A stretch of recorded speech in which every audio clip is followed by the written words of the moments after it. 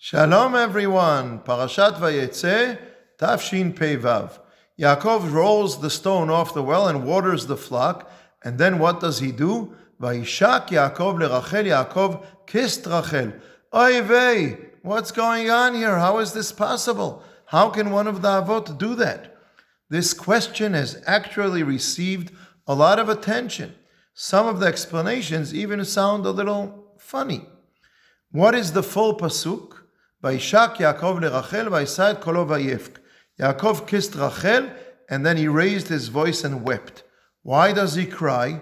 Some say he realized what he had done, and he immediately regretted it and cried.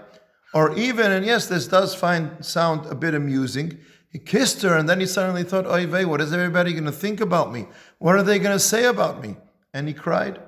But it's not just a joke. One of the Midrashim in Bereshit Rabbah says that Yaakov noticed the people around him talking about him and saying, who is this guy, this stranger who came here and kisses a girl the first time that he sees her? And that's why he cried. There are also many commentaries that interpret the kiss in a more abstract spiritual sense, symbolizing a mystical connection or the drawing down of divine abundance to the world.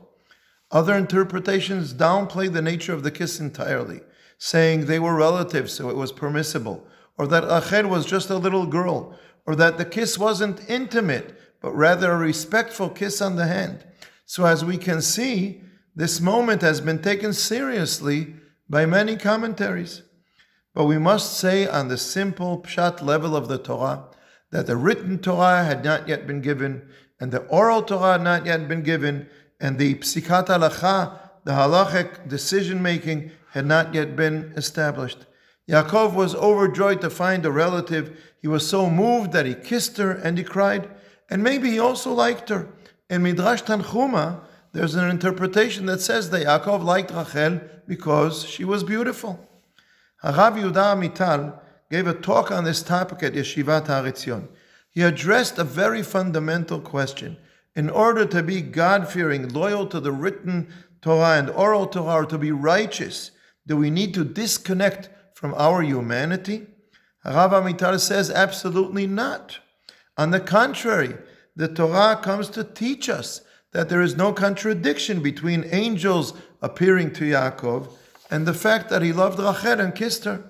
Harav Amital cites the famous words of the Kotzker Rebbe and the pasuk in Sefer Shmot, "Ve'anshei kodesh tiyun li." You shall be holy people to me. The Kotzker Rebbe says, Hashem is saying, angels I already have in heaven. What I want you to be is holy people. That is, to be both people with human traits and holy, without contradiction between the two. Harav Amital says if a person has a strong love of Hashem and a strong awe of Hashem, then their human traits do not threaten the love and awe of Hashem. It's possible to have powerful human emotions and still love God and accept His yoke. Perhaps our love and awe of Hashem have weakened, and now we feel that human emotions can easily pull us in the wrong direction, so we became overly cautious, maybe even to an extreme. I'm not saying we should go around now in our days giving out kisses freely. Today we do have the written Torah and the oral Torah and halachic rulings, and we must accept the yoke of Hashem and live within the halachic framework. But we do have human traits, and we can allow those traits to find expression in our lives, including love between a man and a woman, and including a kiss between husband and wife, and still be righteous, God-fearing, devoted servants of Hashem. There is no contradiction. On the contrary, that is an important message that we learn from Harav Amital based on that pasuk in our parasha. And notice, how does the parasha begin? The same one that includes the description of Yaakov kissed Rachel. It begins with Yaakov's dream, in which he saw a ladder, sulam mutzav arza, verosho magia hashamayma, a ladder set on earth, and its top reached the heavens. We are meant to be a sulam mutzav arza, verosho magia hashamayma.